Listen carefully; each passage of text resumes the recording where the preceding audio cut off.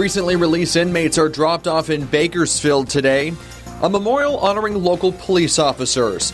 And the search continues for a man from McFarland. This is 17 News at noon. Good afternoon and thanks for joining us. I'm Alex Fisher. We begin with news we broke last night about changes made in the plan to release inmates in Bakersfield. Today, roughly 60 inmates who served time at Kern County State Prisons are expected to either pass through Bakersfield or be released at the Greyhound bus station in downtown Bakersfield. 17's Eitan Wallace was at the station this morning where he spoke with one of the released inmates. Eitan? Alex, in the 2 hours we were at the bus station this morning, we spotted only 3 inmates in the terminal, all of whom were waiting to transfer to other areas outside Kern County. Now, here's what it looked like at the Greyhound bus station this morning. Things, as you can see, they were pretty quiet. Now, the inmates were dropped off at the station on vans like this one. We saw some of the men using the counter inside, perhaps asking for information. Now, all of this comes after CDCR originally announced a plan to release or transfer 112 inmates at the Greyhound bus station. The inmates set to be released in that plan served time at the 5 Kern County state prisons, but local leaders, including Mayor Karen Go, expressed concern to the CDCR and the governor's office over that plan. That plan has since been changed such that half of the 112 inmates that were set to be released are now going to be released or transferred through the Greyhound bus station. Now, the others are expected to be taken to an undisclosed location outside of Bakersfield. This morning, we caught up with Anthony Ventura. He's one of the inmates who was released at the Greyhound station. He's looking forward to a second chance. I was very nervous, afraid, and excited as well, but grateful, very grateful for it. I have a 10-year-old little girl named Mariah Hernandez. I love you. That's my daughter, and I'll be home soon, and don't worry, Daddy will be home soon. Officers with the Bakersfield Police Department patrolled the area surrounding the bus station today to ensure safety, and we saw these officers inside keeping the peace. We're told things have been calm there, and there have been no reported incidents. Now at 5, we'll speak with one formerly incarcerated man who was waiting outside the bus station today, waiting to speak with the inmates. I'll have his message and advice to those being released. Back to freedom. In the newsroom, Eitan Wallace, 17 News. Well, the search for the missing McFarland city manager continues this afternoon. Bakersfield police say they're investigating the suspicious disappearance of John Wooner. You're taking a look at video of Wooner from an interview we did with him last summer. Police say Wooner was last seen Tuesday night around 5:30 at Hillcrest Cemetery. BPD says the 57-year-old is considered missing under suspicious circumstances. McFarland Mayor Manuel Cantu tells 17 News Wooner finished his workday around 5 o'clock on Tuesday night, and no one at City Hall noticed anything unusual. Wooner was wearing a white dress shirt and khaki pants. He was last seen driving a silver Dodge Durango with California license plate number 1390353. If you have any information on his whereabouts, call police at 327-7111. California City has a new city manager. Council members accepted the resignation of former city manager Robert Stockwell during a closed session on Tuesday. The council placed him on leave late last month after issues brought up during a performance evaluation and appointed Anna Lynn as the interim city manager for the next 3 months. She's already been serving in that role in Stockwell's absence. California City Public Works Director Craig Platt is also on paid leave. Well, it was supposed to be a fun experience for kids at a local school, but it quickly turned into an emergency after a dog bit a student. 8-year-old Leilani Rivera is a student at Wayside Elementary School. A volunteer reader brought 2 dogs into her second-grade classroom and invited students to pet them. Rivera says when she leaned forward to hug one of the animals, the dog bit her in the face.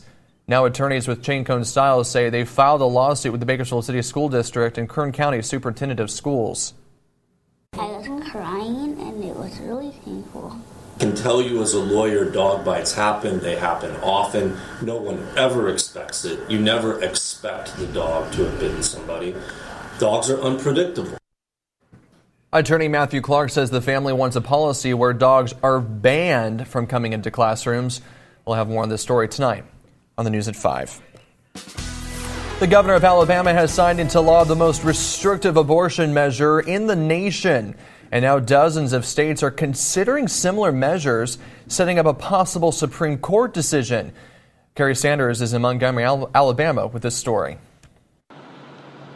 This morning, Alabama has a new abortion law that outlaws the procedure in the state. House Bill 314 passes. The sponsor of the bill admitting her goal is to challenge Roe v. Wade, the long-standing Supreme Court decision giving women the right to have an abortion.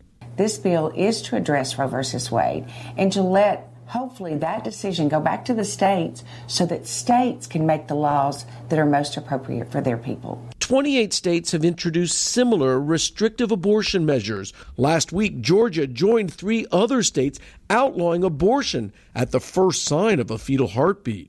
With 2 new conservative justices on the bench, the stage is being set for a Supreme Court challenge. My humble view is that this is not the case we want to bring to the Supreme Court because I think this one will lose. Now, hundreds of women against Alabama's new law sharing their own emotional abortion stories online. Whose rights? Our rights! Despite the governor's signature, opponents of the new law in Alabama insist the fight is not over. Abortion rights groups say they will challenge this new Alabama law in court, and it may wind up before the U.S. Supreme Court, which is exactly what conservative legislators say they want. Kerry Sanders, NBC News, Montgomery, Alabama. Hi, I'm Scott with Aspire. I want to personally thank Kern County for trusting Aspire with being a part of your family's recovery. At Aspire Counseling Services, we take this opportunity very seriously and would be honored for your continued support. Call us today. Welcome back. In an emotional social media post, American tennis star Nicole Gibbs revealed she is pulling out of the French Open after a visit to the dentist led to a shocking discovery. NBC's Natalie Morales sat down with her exclusively to talk about it. One of the brightest stars in American tennis is now facing a new challenge: cancer. It was definitely earth-shattering for the first few days where we were still trying to figure out what's what exactly. Nicole Gibbs was at a dentist appointment when her doctor advised her to run an extra test on a growth she'd simply gotten used to. I was just really fortunate that my dentist, Dr. Kevin Lee, was able to identify it correctly as something that should not be there. And he encouraged me to get a biopsy, and it came back as positive for a form of cancer. That bump on the roof of her mouth, which had been there for years, was actually a rare cancer in the salivary gland. While that type of cancer accounts for less than 1% of all cancer diagnoses, experts still urge you to ask your dentist to check for it during your regular visits, especially if you have a lump, lingering mouth pain, and numbness. For me, I just feel so thankful that it's just... The 26-year-old Stanford grad announced the diagnosis this week ahead of her surgery on Friday. While recovery means she'll miss the French Open, her long-term prognosis is good. I guess good awareness for all of us to make sure you go to your dental appointments and also to make sure they check the health of your mouth. And I think it's a good reminder for self-advocacy. I think we tend to know if there's something that's off or wrong. When you go to a dentist... That's a statement echoed by Dr. John Luther, the chief dental officer at Western Dental, who did not treat Gibbs. We think we're going in to get our teeth checked for cavities and gum disease, but also getting checkups for oral cancer could save your life. Gibbs credits her fiancé, Jack Brody, for helping her keep a cool head through the process. He says no Googling about this, right? Yeah, that was the rule. Because I think I immediately went on WebMD as soon as I got my pathology back. No. It was bad. I saw one thing that was mouth cancer, 17% survival rate. So the rule was he was our Googler and he would process the information and bring it to me. Keeping her away from Google, but in touch with her sense of humor. You named your tumor. His name is Rufus. We thought that was appropriate. It definitely makes it easier if you view things lightly. So, we gave him a name, and he's getting evicted on Friday. Go. Back now in your 17 Business Watch and checking stocks. The Dow is up 215 points right now. S&P 500 up 28. The Nasdaq is up 82. Checking oil prices. West Texas Intermediate is at $69.02 a barrel. And Midway Sunset is at $63.04 a barrel. American consumers could be hit the hardest as these new tariffs go into effect, paying more for everything from everyday items to big ticket purchases. NBC's Vicki Nguyen has more. Brace for impact. New tariffs mean higher prices on household goods, toasters, mattresses, cleaning supplies, even diapers.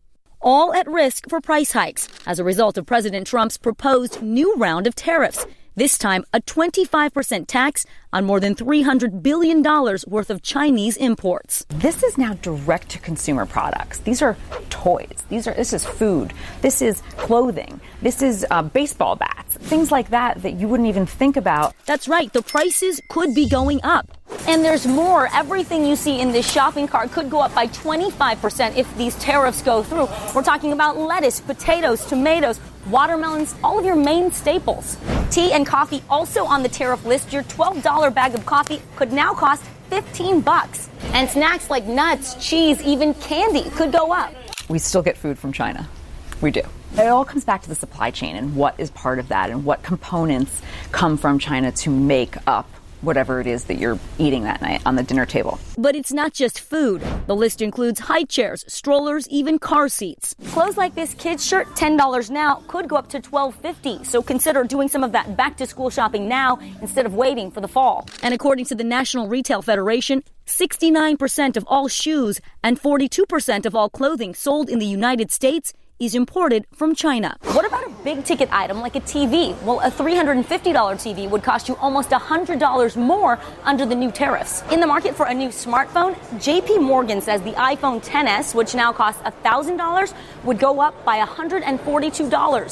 So what should you do? You need to be doing your price checking. I think for everyday items, unfortunately, we're all going to be subject to higher prices. If you're going to buy a big ticket item, I think you're probably best to do it now. Hi, I'm Scott with Aspire. I want to personally thank Kern County for trusting Aspire with being a part of your family's recovery. At Aspire Counseling Services, we take this opportunity very seriously and would be honored for your continued support. Call us today.